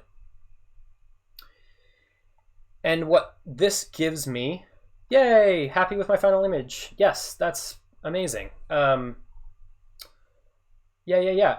you're in the Babycastles Discord, I would love to see final images if you share them, I guess, in the Babycastles Academy channel. Maybe that would be a good place to do it. I hadn't really thought that far ahead, but if people want to share their images with me, you can find me on Twitter. At wormpilled. I would love to see what people make. Okay, cool. Yes, thank you for the Babycastles just pasted the Discord invite, so you can hop into that Discord, and then there's a channel in there, Babycastles Academy. Would love to see people's renders. That would be super awesome. Cool. All right, shader editor. Here we are in the shader editor. We've got a 3D viewport up here in the shading workspace, pardon me. We've got a 3D viewport up here. We've also got down here what's called the shader editor. So, oh, awesome. Happy to tweet out people's renders on Twitter as well. Cool. Is there a way to randomize color across objects? I love that question. Why not? Let's do it. Cool. So I'm going to start here, right? When we were down here in the material properties, and I would select my terrain, I would have all these options. All those options also, I'm going to just make this a little bit smaller so this is bigger. All those options also live down here, but now I have it in a sort of node-based interface where I can mess with these things as nodes. So instead of just a plain base color, I now have this little knob here exposed so that I could plug something fun into that base color. So let's do that. Let's give the snow a funky texture, noisy, funky. Anywhere in Blender to add something new is Shift plus A. So there's also add here, but I'm going to do Shift plus A, and I'm going to go down to texture, and I'm going to add a wave texture. Wave's a good one. That's going to give me another node, and I'm going to plug the color into the color. Pardon me. And now my snow has these black and white bands. Let me leave the camera view so you can see what that did.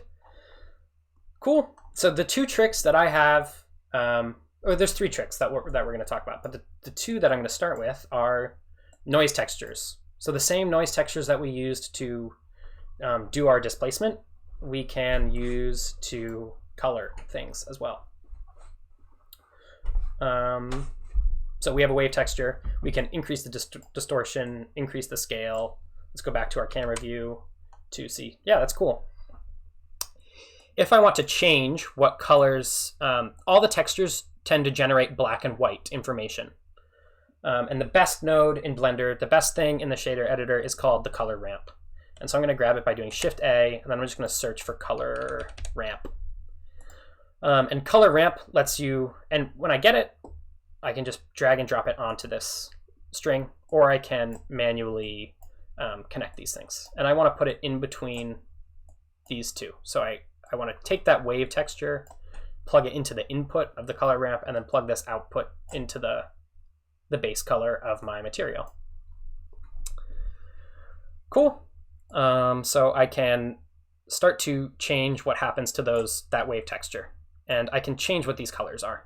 So I can change this data, as we just saw, was black and white.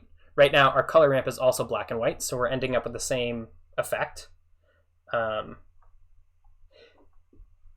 to the question in the chat right now, I think we can do it by particle instance. You can definitely do it by object, and maybe we'll do that at the very end of this little shader editor session, but you definitely can.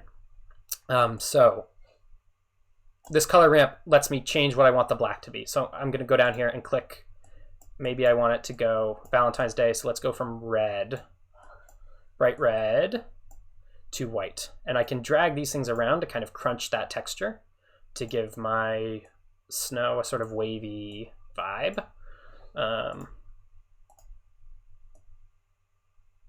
That's a little much. This is also a little much for me. That's cool.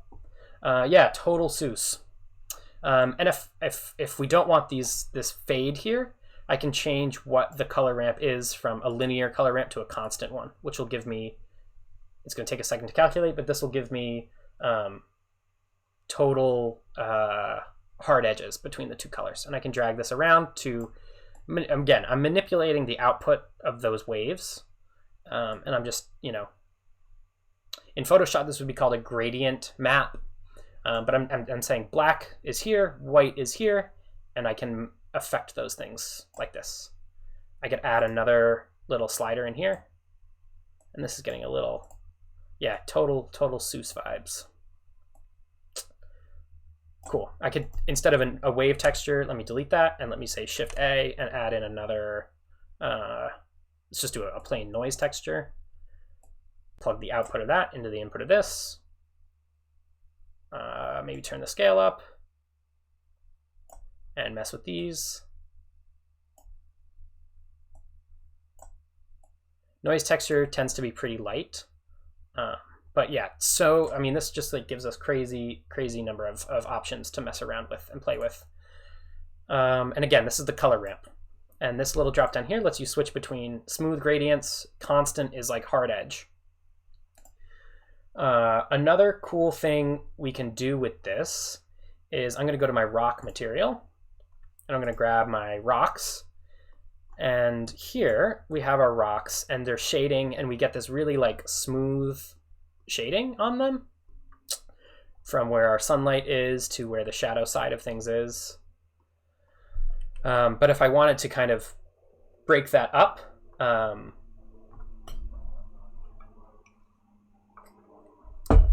I can also do a color ramp after the shading has happened, right? So this principled BSDF, this is what's handling the shading based on these properties. But if I wanted to do stuff after, there's one other node that I want to mention, which is the shader to RGB, which is like a really, it's super cool. It's crazy cool. It's like my favorite little trick in Blender is I'm going to search for it. Shader to RGB. I'm just going to drag and drop it onto that connector that was going from the shader to the output. And now what this is doing is it's taking this shader data and just turning it into a color. And so now I could add Shift A, color ramp. So now after it's already been shaded, I could say, okay, I want the shadows of this rock to be purple. And I want the highlights to be yellow. And so this is like, you know, departing from realistic lighting entirely. And I could set this to be a constant fall off if I wanted to do some like toon type shading. And usually to get that to work, I have to really drag the highlight way down to the bottom. But now I have a sort of really rudimentary 2-color toon shader with a couple super simple nodes. And if I wanted to turn down the roughness and so that my rock was really smooth and it would have highlights, I could even add in one more color position here. I'm going to put that above the yellow, and I'm going to make that like white, and just try to mess with these things until I see all 3 colors. I clicked the wrong one, of course. Yeah, this interface is not the absolute cleanest one that Blender has, but it's pretty good. This color ramp one specifically, but the node is just so good. You can do so many things with it. I did it again. I want my midtone here in the middle and my highlight over here. Yeah, and my computer's actually, this is when it's starting to churn just a tiny bit when messing with the shader editor and doing stream at the same time. There we go, that's the effect I wanted. Cool, so that's my little toon rock shader with sort of specular highlights. And again, I did that just by turning down the roughness so that I would, like if I just had a regular shader, these would be shiny rocks, but because I'm doing the toon effect, they look like that. Cool, so here's my toon effect. Let's try to do grass colors per particle instance, which was requested in chat. One more effect, and then I'm gonna add a skybox from the internet and do a toon ramp on the skybox, because why not? I'm gonna hide the rocks collection here too, so that I'm just seeing the rocks from my particle system. So let's go to our grass, open up the grass. Here in plants, here's our plant shader. I'm gonna add an input, and we're gonna try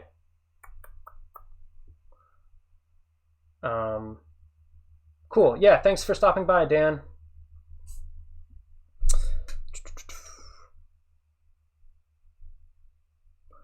Let's see. It's gonna be in one of these. Let's try geometry.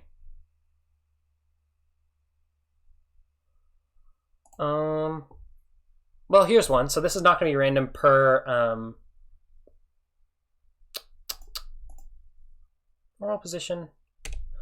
It's going to be somewhere in input. We can find the, oh, particle info. Great. So this index will be, we have index and random. So this is info per particle. So we're going to plug this into, guess what we're going to do, a color ramp. So let's also, for color ramp, you can hit Shift A and then just type NO, and that gives you a color ramp. And if you're like me, the only node you ever have needed is color ramp. So let's grab that random value and plug this into here. So now, let's see. Not yet, huh?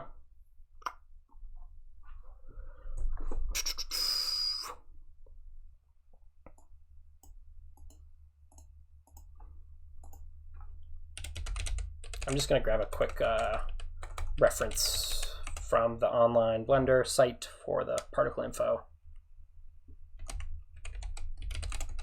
because it's a great question.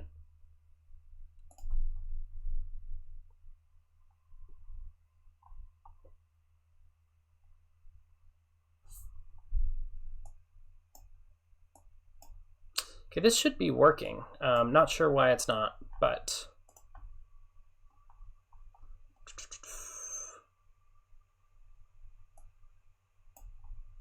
this might not work for hair. This might only work for emitted particles. Let's try one other option here for getting random colors per instance.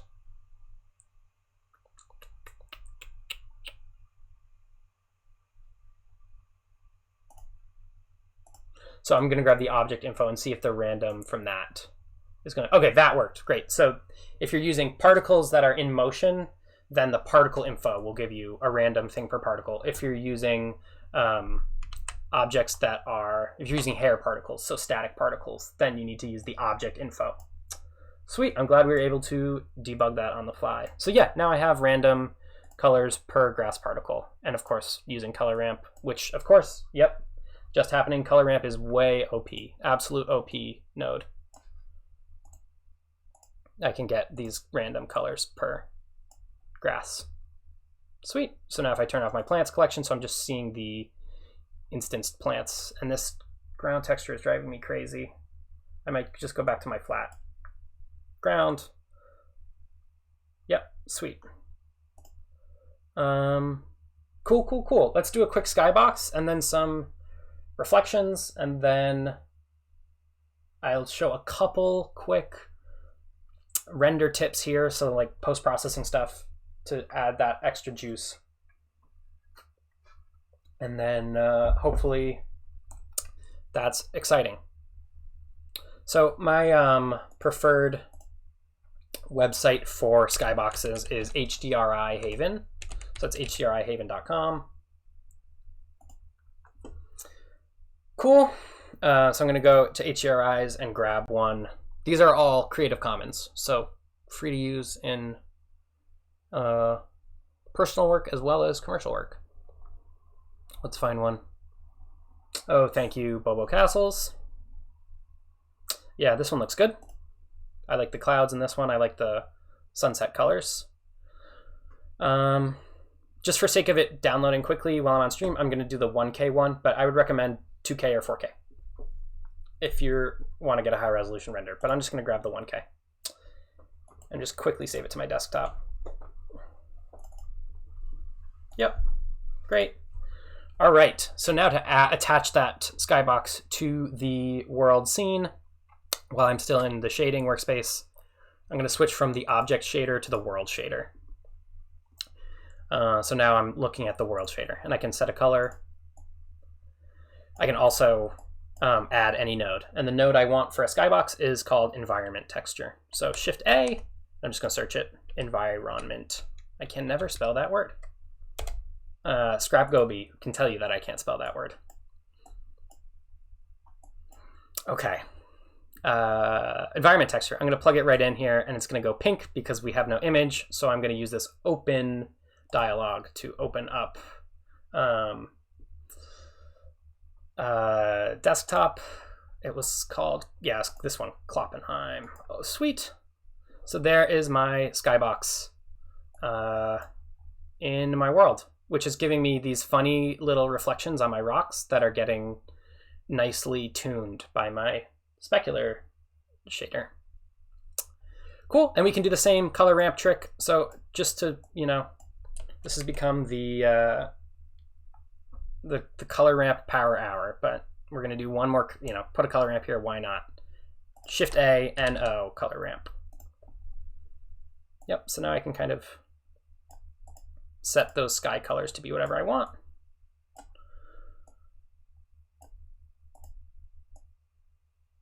And yes, and of course, constant if I want it to be a tuned out sky.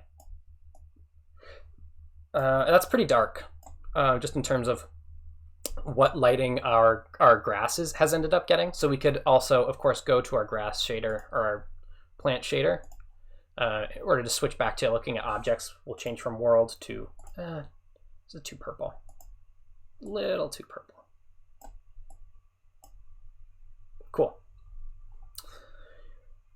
in order to change this to maybe respond better to the lighting. Personally, I ended up working in such a way that pretty much like everything becomes so mucked up with color ramps that the only option to kind of get the colors I want ends up being doing a color ramp after the shading anyway. So I'm going to change these colors just back to grayscale by just, you know, bringing them towards the middle of the color picker. Awesome. And then I'm going to duplicate this color ramp. Again, the Blender hotkey for duplicate, something that makes Blender very cool, is that the hotkeys work in any context. So duplicate, no matter where you are, is Shift D. I'm just going to duplicate my color ramp over here. And then I can also kind of end up color ramping that output so that it's not ending up so dark because our sky is kind of dark. And here, this is getting mad at me because I'm trying to color ramp a shader without first shader to RGBing it. So Shift A, search shader to RGB. There we go. Cool. So now those have been shaded, and then afterwards they've been randomized, shaded, color ramped. Sweet. I hope, and let's, yeah, I think that's enough rapid fire shader nodes for people. Let me tweak a couple things here. Let me hide my plants. Let me tweak a couple things here. So this camera, it looks like the back of a DSLR camera. These are like the render effects. Oh my gosh, was my webcam on top of the shader nodes the whole time? I hope it wasn't too aggressively covering things up. Seems like it's okay. Maybe people would have told me if it was a problem. Cool. Post-processing stuff lives here. So we could do, sweet, the main one here is all the way at the bottom, color management. By default, Blender uses whatever. None is the look here, but usually I like high contrast as my look. Just makes the colors pop a little bit more. Other ones, we're using super stylized rendering here, so ambient occlusion isn't going to do much, but we can turn it on. We can turn up the distance. Maybe that will, yeah, that'll give us a little bit more shadowing. That's like a little, probably too pronounced, but maybe around 1. We kind of get this slightly more subtle shadowing between our plants that maybe is helpful to kind of differentiate those areas. Let's just add something really quick that glows, so we can do that. Let's just add a quick icosphere, and I'm just going to scale it down and go to its materials, give it a new material, and I'm just going to go scroll all the way down to emission. So this is the glow color, and make it glow pink, obviously, Valentine's pink. And then turn up the, is it here? You know what? We're not even going to do a principled BSDF. We're just going to swap the shader out here. So I'm going to swap this from principled to just a straight up flat emission shader. Change the color to pink. Change the strength. It's not glowing yet because we haven't enabled bloom in the post-processing. So if you've messed with post-processing in something like Unity, you know about bloom, but here it is, bloom. And then let's really crank our strength here to give our glowing orb some nice bloom. Again, just trying to show that there's a ton of extra post-processing layers that live here for finishing off your renders. I think I'm going to tweak these grass colors a little bit and then render it out and call it that. While I do that, please ask any questions or anything you'd like to see again, especially from that last portion, because I sped up to try to fit everything into 2 hours at the end there.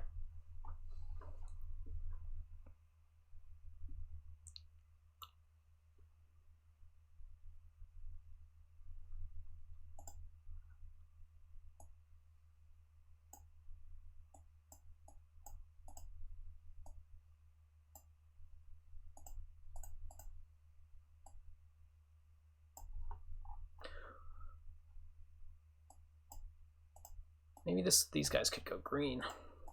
Green and pink are my favorite colors.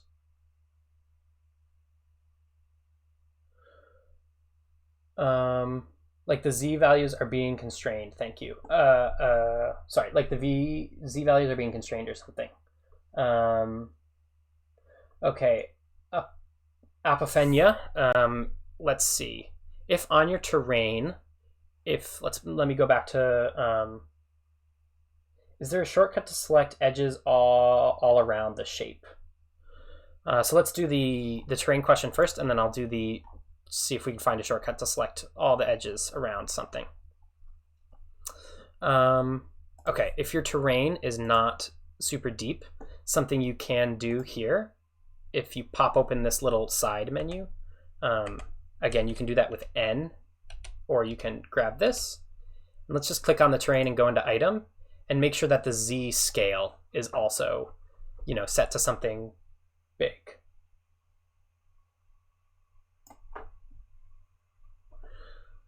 And also what's like really cool about this workflow, and that I didn't really show before too, is that everything is live, right? So when we scale our landscape, all the particles move with it.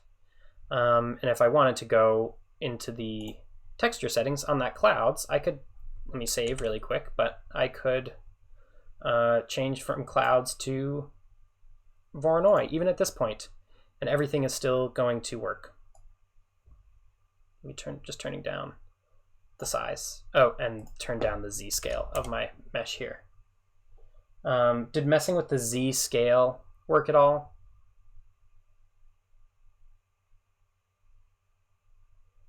Apophenia, it could also be here in your modifiers inside the displace if this strength is really, really low. YYO, grainy render from Blender usually comes from the other rendering engine. So we're in Blender has two rendering engines. One is called Eevee, which is the one that's on by default. It's real time, it's super fast.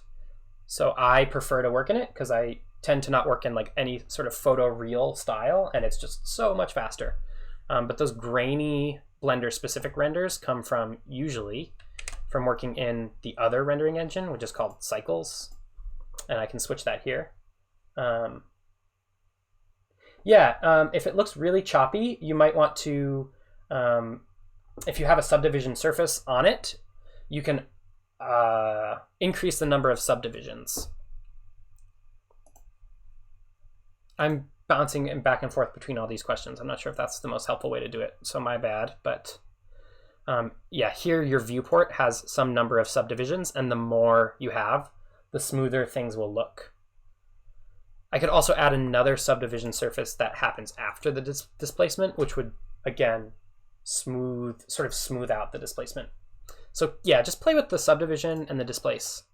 And then towards a grainy render in Blender, if I change this rendering engine to Cycles, everything's going to get much, much slower. And all of my shaders that use the shader to RGB trick are not going to work. That trick does not work in Cycles. But you can see here, I kind of have that. I have, slightly nicer, softer shadows, and I have that grain to everything. But then a lot of the time you can just go back in and add grain in post, in GIMP or in Photoshop. Yeah, thanks, Elliot. But I'm going to go back to Eevee. Eevee is where I like to be because it's so fast. Those plant colors are still not great. Let's change them one more time and then render it. Also, my other terrain was better for sure. Any other questions? Cool, I can't wait to see some of these renders.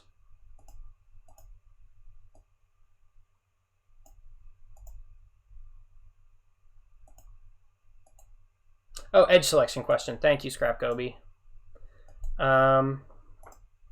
Okay, let's go. Let's just hide a bunch of stuff. So just to see this more quickly, I'm going to go onto the grid and just hide the particle systems for a sec so that my So I'm just going to use this little, go into the particles and use this little TV screen to turn them off just for a quick sec. And then I'm going to go back to just solid mode.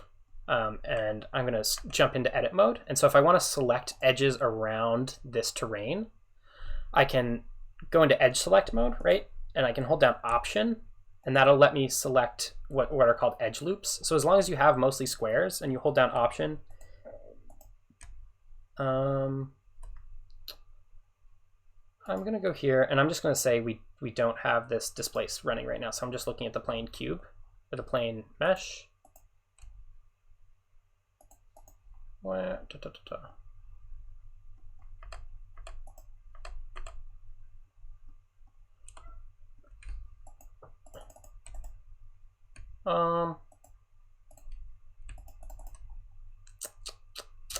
Not okay. Let me do it. Let me just grab a default cube for a sec. So I'm gonna go back to object mode and just add a cube, and then jump into edit mode. And it should be that if I hold down Option and select anything that's like a loop. Okay. Oh, this is not a loop because it's right. So let me just extrude this. So you can always select a loop around something by holding Option, right? So if I hold Option, why is it not doing it?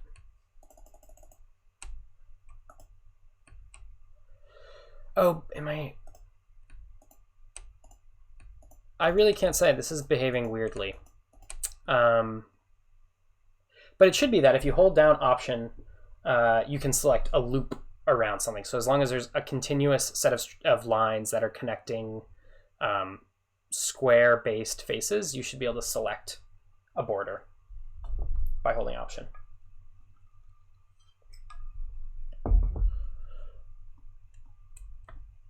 It's a little bit strange to me why it's not doing it right now, but you can also hold Control when you're clicking, and that will take try to make, so if I just make this object a little bit more complex really quickly. So if I clicked this edge and then held Control to go over here, it would select a straight line from one to the other. So it would try to follow the shortest path it can find from this to this. So select this edge, hold Control to select this edge, that would select that, hold Control to select this edge, hold Control to select this edge, and now I've kind of selected this whole way around. The same is true if I wanted to select this, right? So I could have done that with my grid. Because Option is not cooperating with me, I could use Control, so I could select this, and it's going to select that whole straight line.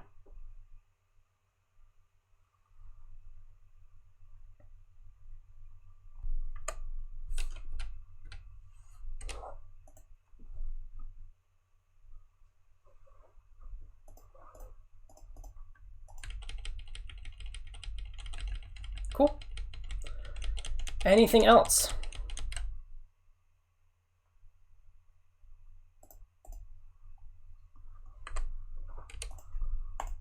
Turn my particles back on. Maybe go back to my clouds.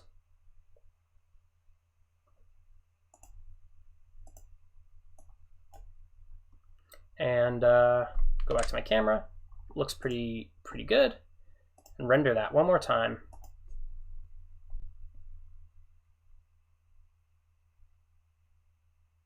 Awesome, yeah, and as Babycastles has been posting, if you enjoyed the tutorial, please do donate to Babycastles to support them. Incredible artist space and community. Really, really excited to have gotten to do this stream with Babycastles and share some fun Blender with a bunch of people. All right, I think I'm going to sign off, but thank you all so much for making this little snowy, cold Valentine scene with me. Okay, awesome. See you, everybody.